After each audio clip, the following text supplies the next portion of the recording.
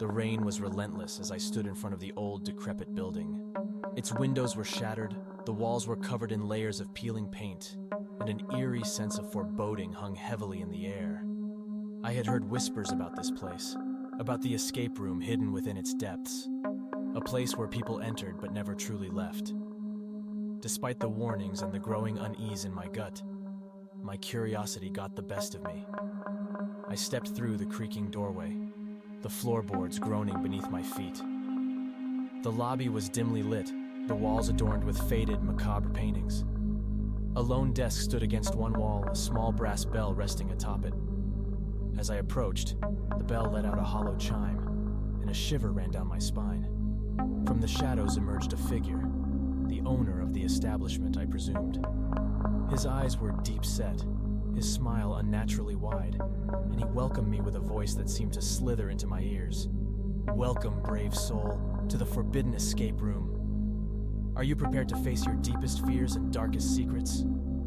I hesitated, uncertainty gnawing at me, but I nodded, unable to tear my gaze away from his unnerving grin. With a gesture, he led me to a wooden door at the far end of the lobby. As the door swung open, a chill rushed through the air, and a sense of impending doom settled over me.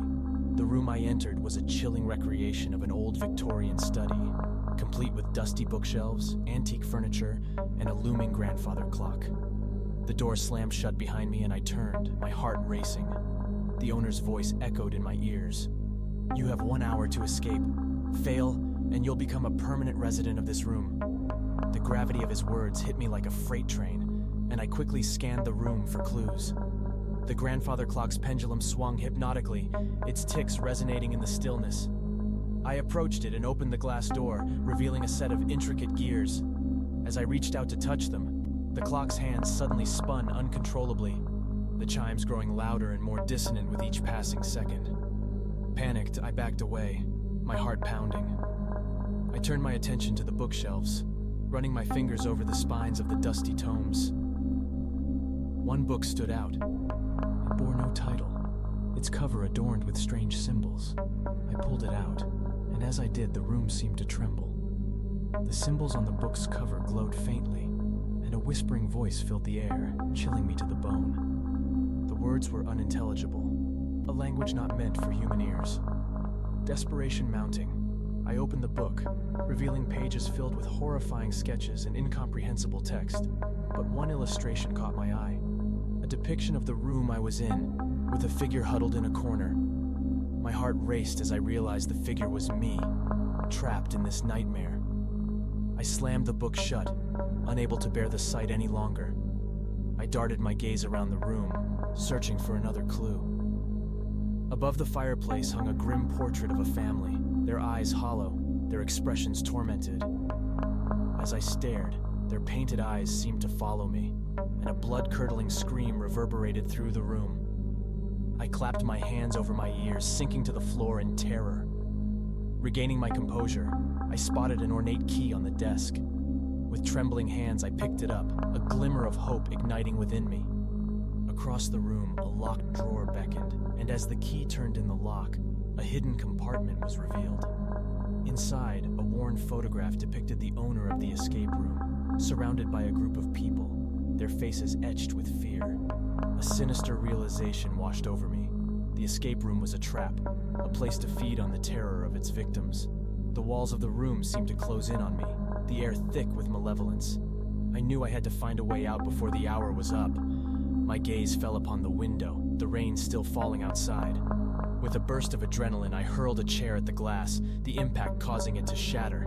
As the rain poured in, a distorted reflection stared back at me, a twisted version of myself, contorted in fear. I crawled through the broken window and found myself in a corridor that stretched endlessly in both directions. Doors lined the walls, each one a potential escape or a new nightmare. The whispering voices grew louder, and with every step, the corridor seemed to shift and warp, leading me further into the abyss. My breath came in ragged gasps as I stumbled upon a door that exuded an aura of malevolent power. I hesitated, my hand hovering over the handle. With a deep breath, I turned it and stepped into a room that defied all reason. It was a nightmarish amalgamation of my fears, a swirling vortex of darkness, faces twisted in agony, and a cacophony of anguished screams. wanted to run, to escape this living nightmare, but an invisible force held me in place. The room fed on my terror, on the memories I had tried to bury. It was as if it knew me better than I knew myself, exploiting every vulnerability. Time lost all meaning as I grappled with my own demons, trapped in a cycle of torment. But then, a memory surfaced. A memory of my own strength, my determination to overcome adversity. With newfound resolve, I screamed at the top of my lungs, a defiant cry that shattered the room's grip on me. The walls quivered, the room itself writhing in agony.